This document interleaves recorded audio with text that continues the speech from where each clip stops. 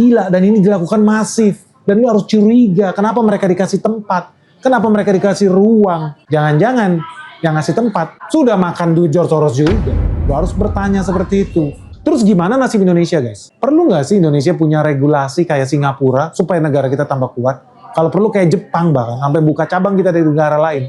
Karena kalau kita lihat nih, kondisi geopolitik dunia saat ini nggak baik-baik aja, bro. Situasi internasional sekarang jujur aja menurut gue makin terbuka.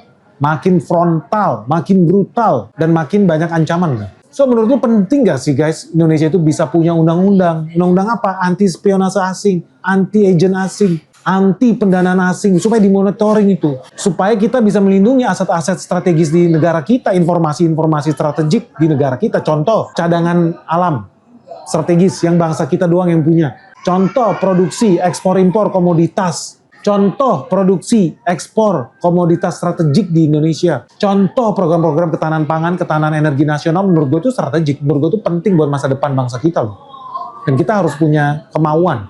Buat apa? Bisa jaga aset kita. Dan yang paling penting menurut gue, kenapa gue kesel banget ya, Indonesia kok nggak bisa kayak si Jepang kayak atau Singapura kayak, yang punya aturan jelas, yang punya undang-undang jelas, regulasi jelas, yang tujuannya juga jelas. Buat melindungi Indonesia dari disinformasi politik asing. Bahkan infiltrasi, guys, menyusup politik asing. Jijik gue kalau tiba-tiba ada bupati kayak di Filipina, ternyata karyawannya Cina, bro.